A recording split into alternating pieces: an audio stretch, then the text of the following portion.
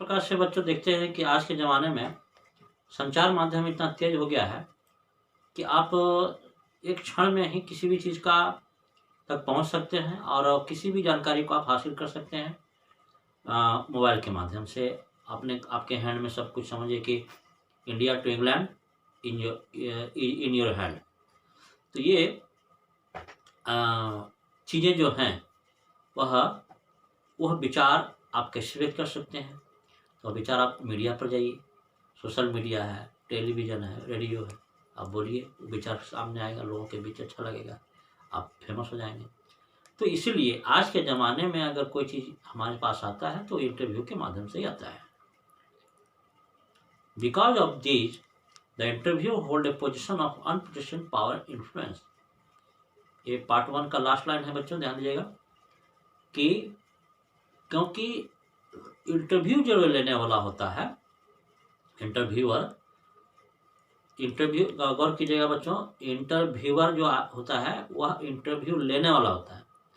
तो जहाँ जहाँ वर्ड आया होगा इंटरव्यूअर, INTRVIEWER, वो हो गया इंटरव्यू लेने वाला। और देने वाला का क्या होता है? देने वाला इंटरव्यूअर नहीं होता, उसका होता है इंटरव्यूवी, INTERVIEWEE। तो इंटरव्यू जो लेने वाला होता है आज के समय में क्या है कि अनप्रेसिडेंट पावर एंड इन्फ्लुएंस के पोजीशन पर होता है। मतलब कि जनता का शक्ति और प्रभाव लेकर के वह जो है कि किसी भी सेलिब्रिटी का, किसी भी बड़े लोगों का जो इंटरव्यू लेने जाता है। मतलब ये कि अगर कोई इंटरव्यू लेने वाला व्यक्ति अगर किसी बड़े सेलिब्रिटी का कोई सवाल पूछ रहा है तो वो सवाल उसका पर्सनल नहीं है, वह सवाल कहीं ना कहीं जनता इस बात को जानना चाहती है। जैसे कि मान के चलिए कि अगर आप लोग आपकी अदालत एगो आती है, इंडिया टीवी में कार्यक्रम आता है, उसको देखिए। तो उसमें जैसे अगर वो पूछता है, रजत शर्मा जी पूछते हैं कि आप इतना गोरे क्यों लगते हैं, किसी हीरो से पूछते हैं कि आप इतना गोरे क्यों लगते हैं, कौन सा साबुन यूज करते हैं। तो ये सवाल जो है कि वह अपना नहीं है उनका, बल्कि कहीं ना कहीं जनता इस बात को जानना चाहती है कि आप इतना गोरे क्यों लगते हैं, तो कौन सा साबुन यूज करते हैं।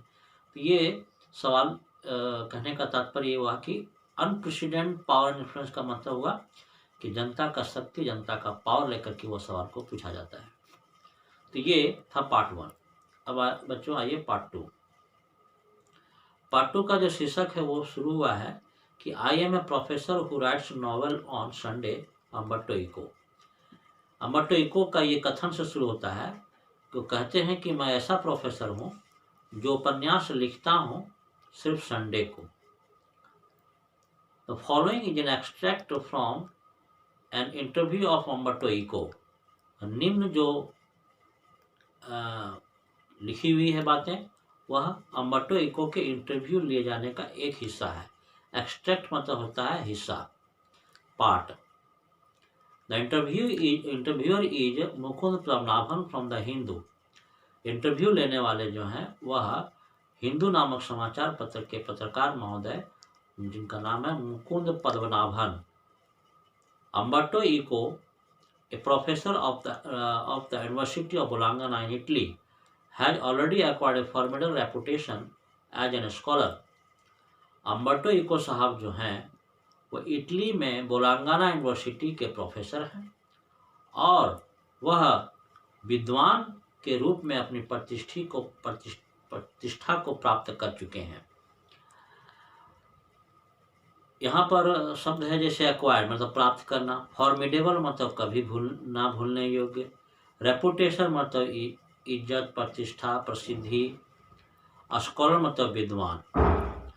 तो कौन सी में ये विद्वता प्राप्त किए हैं वो आगे देखिए बच्चों कि फॉर हिज, स्कॉलर के बाद देखिएगा, फॉर हिज आइडिया ऑन सेमोटिक्स, अपने सेमोटिक्स के आइडिया पर। सेमोटिक्स का मतलब होता है, ब्रैकेट में देखिए लिखा हुआ है, the study of science. Sign यहाँ पर साइंस नहीं है, साइन है। साइन मतलब चिन्ह, चिन्ह शास्त्र। चिन्ह शास्त्र पर जो है कि वो लेख लिखते हैं। चिन्ह शास्त्र क्या है बच्चों, ये भी आपको बता देते हैं। जैसे कि मान के चलिए कि आप क ख ग घ पढ़ते हैं, तो क जैसे आप आज लिखते हैं, ख लिखते हैं, ग लिखते हैं, तो आप कैसे जाने कि क ऐसा ही होगा, ख ऐसा ही होगा, ग ऐसा ही होगा, अथवा ABCD ऐसा ही होगा, ए ऐसा होगा, B ऐसा होगा, C ऐसा होगा। आप क को उल्टा लिख सकते थे कि नहीं क ऐसा रहेगा, ए को उल्टा लिख सकते थे कि नहीं ऐसे करके ए रहेगा, लेकिन ए ऐसा ही क्यों हुआ? तो इसी का जो अध्ययन है, बड़े बड़े विद्वान लोग इसका अध्ययन करके एक तय करते हैं कि नहीं ए जो है ऐसा ही रहेगा, B ऐसा ही रहेगा, C ऐसा ही रहेगा। तो उसी का अध्ययन जो है वो चिन्ह शास्त्र कहलाता है। लिटरेरी इंटरप्रिटेशन, उन्होंने क्या क्या लिखा है सो आपको यहाँ पर बताया जा रहा है। लिटरेरी इंटरप्रिटेशन का मतलब हो गया साहित्यिक व्याख्यान। लिटरेरी मतलब साहित्य और इंटरप्रिटेशन का मतलब व्याख्यान। एंड मेडिवल एस्थेटिक, मेडिवल का मतलब होता है मध्यकालीन, एस्थेटिक का मतलब होता है सौंदर्य शास्त्र। मतलब मध्यकाल का जो सौंदर्य शास्त्र था कि मध्यकाल की जो पुरुष वर्ग थे वो किस प्रकार से सजते संवरते थे, नारियां किस प्रकार से 16 श्रृंगार करती थी, उस पर भी वो शास्त्र लिखे हैं, है ना। Before he turn to writing fiction, ऐसा लिखने के पहले, जो इतना सारा जो लिखे हैं उसके लिखने के पहले वो क्या लिखते थे?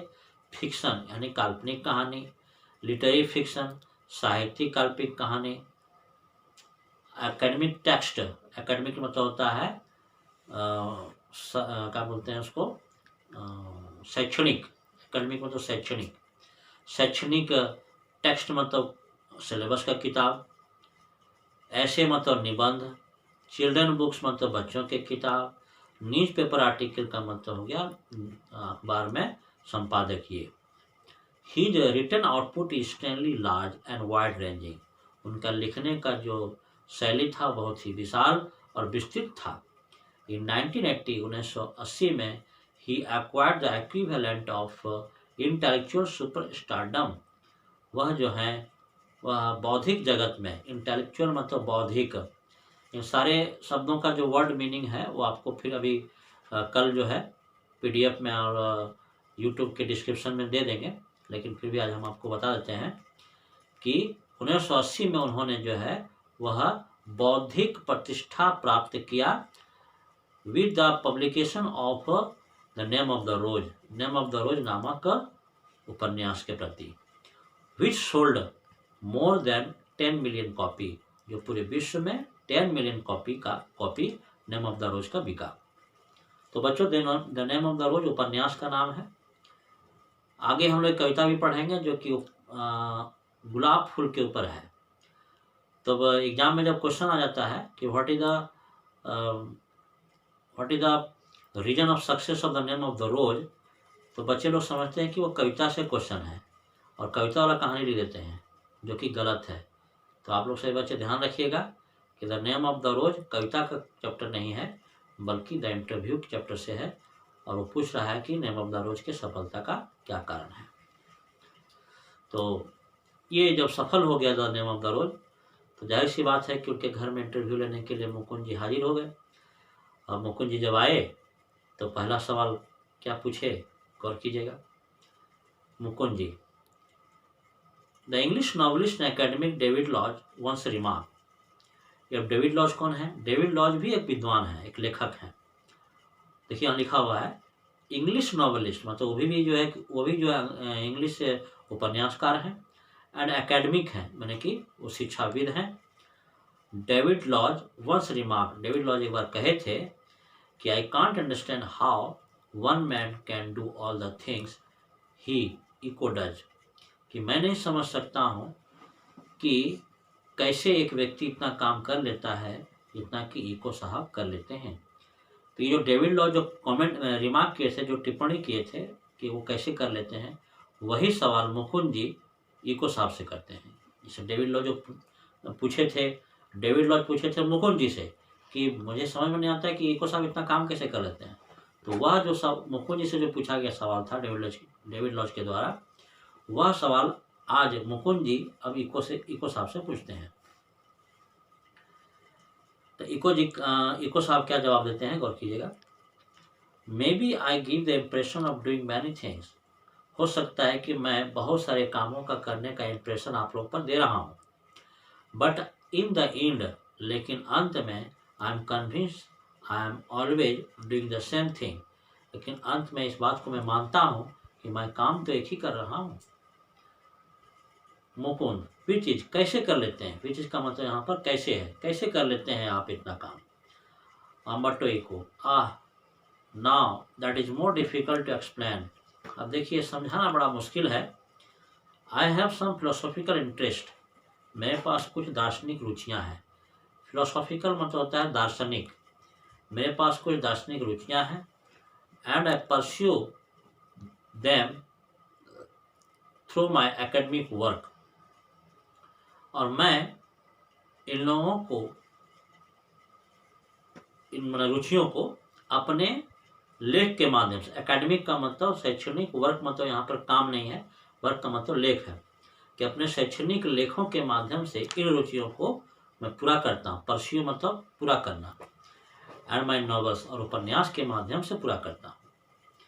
Even my books for children are about non violence and peace, यहाँ तक कि मेरे बच्चों की जो किताबें होती हैं उसमें भी अहिंसा और शांति होता है। नॉन वायलेंस मतलब अहिंसा, पीस मतलब शांति। You see the some bunch of ethical and philosophical interest, आप देख सकते हैं कि उन किताबों में नैतिकता और दार्शनिकता होती हैं। इथिकल मतलब नैतिकता होता है, फिलोसॉफिकल मतलब दार्शनिकता होता है।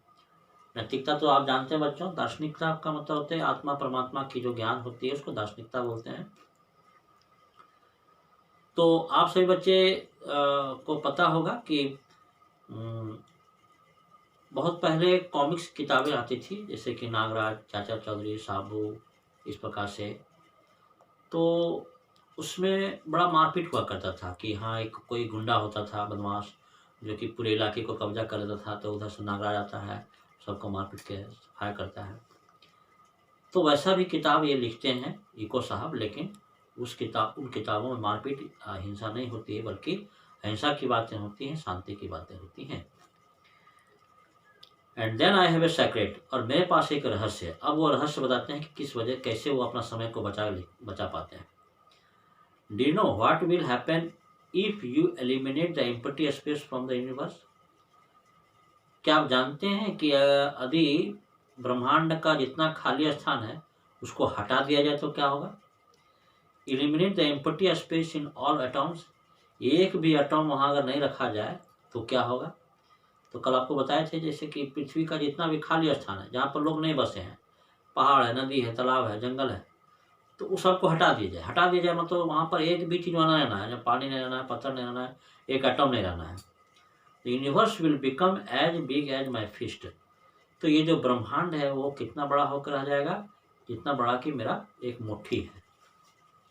सिमिलरली, उसी प्रकार से, we have a lot of empty space in our lifes, हमारे जीवन में भी बहुत से खाली स्थान होते हैं। आई कॉल देम इंटरस्टिसेस, मैं इन्हें खाली स्थान कहता हूँ। इंटरस्टिस का मतलब होता है खाली स्थान। Say you are coming over my place, अब दूसरे उदाहरण से मैं समझाता हूँ कि मान के चलिए कि आप मेरे जगह पर आ गए हैं। यू आर इन एलिवेटर, आप जो हैं लिफ्ट में हैं।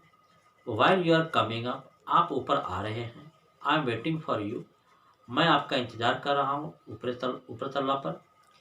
This is an interstitial empty space, यही जो है खाली स्थान है। I work in empty space, मैं इसी खाली स्थान में काम करता हूँ।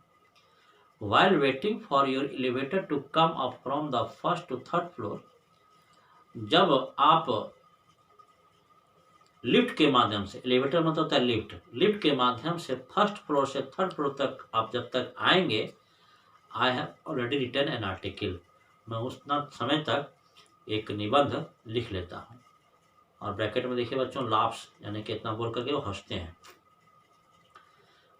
अब मुकुंद जी का अगला सवाल है, not every one can do that of course, निस्संदेह ऐसा सब लोग नहीं कर सकता है।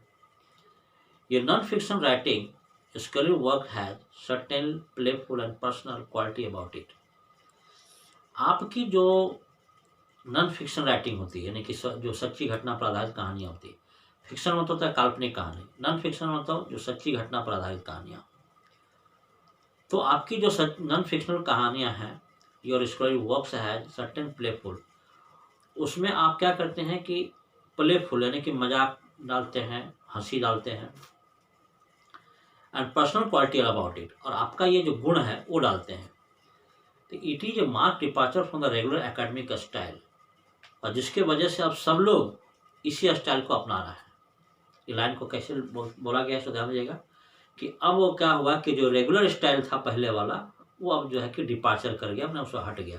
अब आप ही का स्टाइल सब लोग अपना रहे हैं, which is invariably depersonalised, often dry and boring.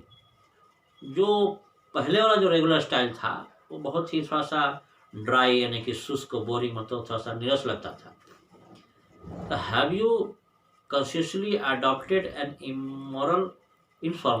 informal approach, तो क्या आपने जो यह तरीका अपनाया है वह अपने आप आपके अंदर में आ गया, और is it something that just came natural to you, अथवा आप किसी का नकल किए हैं।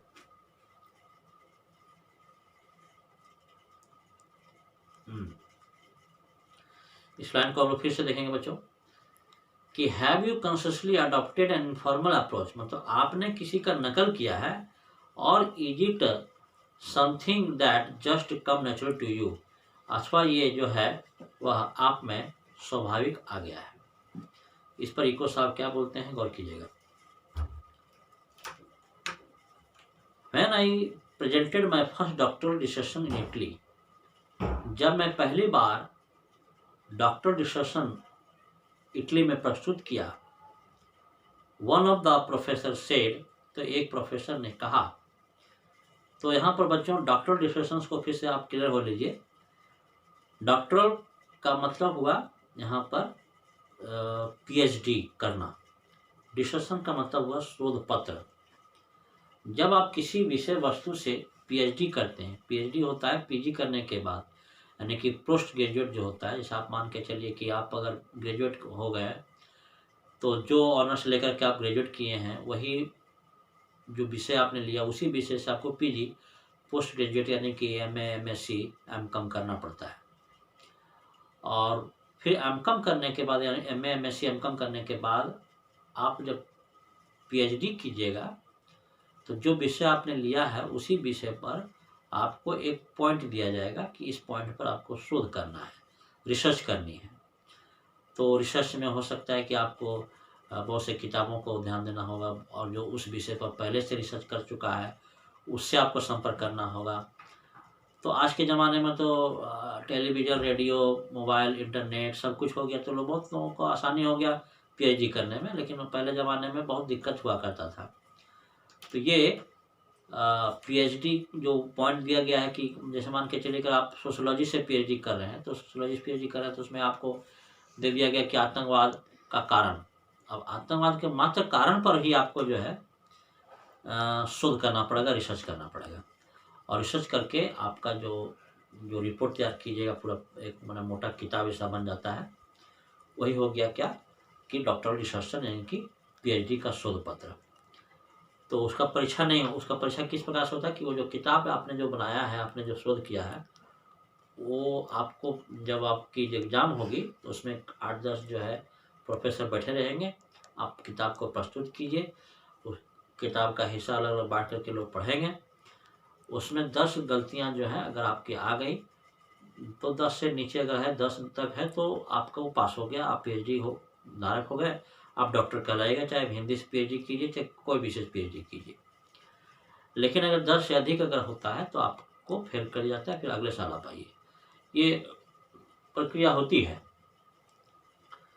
तो ये जो डॉक्टरल डिस्कशंस है वो जब प्रस्तुत किए प्रोफेसर साहब अपने यूनिवर्सिटी में, तो एक प्रोफेसर साहब जो हैं जो जो जो जिन लोगों ने जो है कि इनका डॉक्टर डिस्कशन को अध्ययन कर रहे थे, उन्होंने कहा, क्या कहा, scholars learn A lot of certain subject, विद्वान लोग जो होते हैं इस विषय वस्तु पर बहुत चीज़ों को पढ़ते हैं।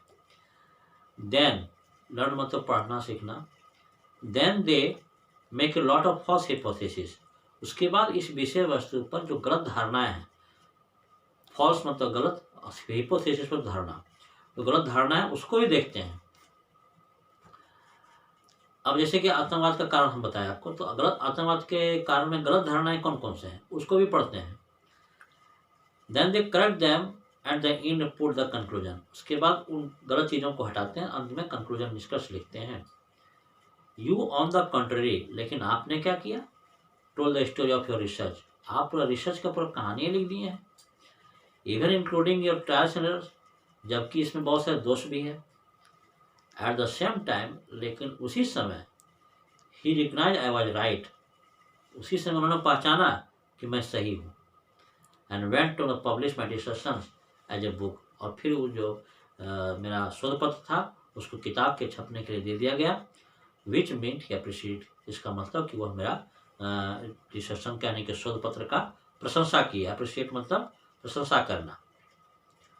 तो देखिए, अगर आप पास हो जाते हैं उसमें, तो जो डिस्कशन है वो आपको फिर छपने के लिए जाता है, वो किताब फिर रहती है, आप का जो यूनिवर्सिटी है उसके लाइब्रेरी में रहता है। तो ये अंत में लिखा हुआ है। At that point, at the age of 22, मैं 22 वर्ष की उम्र से ही understood story book should be written the way I had done. मैं उसी समय से समझ गया था कि मुझे उपदेश देने वाली किताबें, यानी कि विद्वतापूर्ण किताबें, स्कॉलरी मतलब विद्वतापूर्ण जो किताबें हैं उसको मुझे कैसे लिखना है, मैं उसी समय से समझ गया था। But telling the story of research, और उसी समय से मैं रिसर्च की कहानी लिखने लगा था। दिस इज वाई माई ऐसे always have an native aspect, और यही वजह होता है कि मैं जितने भी निबंध होते हैं वह वर्णनात्मक शैली में होते हैं। एस्पेक्ट मतलब पहलू, और नैरेटिव मतलब वर्णनात्मक पहलू के होते हैं। And this is why probably I started writing narratives novel so late, और शायद यही वजह है कि मैं उपन्यास थोड़ा विलम्ब से लिखना प्रारंभ किया। एट द एज ऑफ 50 मोर और लेस, 50 वर्ष की उम्र से लिखना मैं शुरू किया। थोड़ा कम बेसी हो सकता है, लेकिन लगभग 50 उम्र से मैं लिखना शुरू किया। I remember that my dear friend Ron Bethes was always frustrated. मुझे याद है कि मेरा एक प्रिय मित्र रॉन बेथेस हमेशा निराश रहता था। फ्रस्ट्रेटेड मतलब निराश होना। That he was an assistant not a novelist, कि वह एक निबंधकार तो हैं लेकिन उपन्यासकार नहीं है। He wanted to creative writing one day और अनदर, वह आजकल सोच रहा था कि हम उपन्यास लिखेंगे। But he died before he could do so, लेकिन ऐसा करने से पहले वो मर गया। I never felt this kind of frustration, मैं इस प्रकार का फ्रस्ट्रेशन को महसूस नहीं करना चाहता था। आई started writing novel by accident, मैं दुर्घटना पर, यहाँ बच्चों ध्यान दीजिएगा, दुर्घटना पर यहाँ नहीं है मामला, संजोग से। आई started writing novel by accident मतलब कि मैं संजोग से उपन्यास लिखना शुरू किया। यहाँ पर बाय एक्सीडेंट का मतलब ये नहीं कि लेखक साहब का दुर्घटना हो गया तो वहीं लिखना शुरू कर दिए, नहीं। बाय एक्सीडेंट का मतलब संजोग से वो लिखना शुरू किए। I had nothing to do one day, मेरे पास एक दिन करने को कुछ नहीं था। सो आई स्टार्टेड, इसलिए मैं शुरू हो गया। Novels probably satisfy my taste of nation, और उपन्यास शायद मेरे वर्णन करने के जो गुण है उसको संतुष्ट करता है। तो मुकुंद जी का जो सवाल था कि ये आपने स्वयं ही मैंने जागरूक किया है या फिर किसी का नकल किया है, तो सारा सवालों का जवाब उनको मिल चुका था। अब मुकुंद जी का अगला सवाल था, टॉकिंग अबाउट नॉवेल्स, उपन्यास की अगर हम बात करें, from being a famous academic you went on becoming expectedly famous after the publication of the Name of the Rose. कि उपन्यास की अगर बात करें तो आपके जो नेम ऑफ द रोज उपन्यास प्रकाशित हुआ उसके पहले आप ज़्यादा फेमस नहीं थे। फेमस आपको, पॉपुलरिटी आपको जो है नेम ऑफ द रोज दिया। You have written 5 novels against many more story works of non fiction, आपने मात्र 5 उपन्यास लिखे हैं, जबकि बाकी जो चीज़ें हैं वो बहुत कुछ लिखे हैं, at least more than 20 of them, लगभग की 20 के लगभग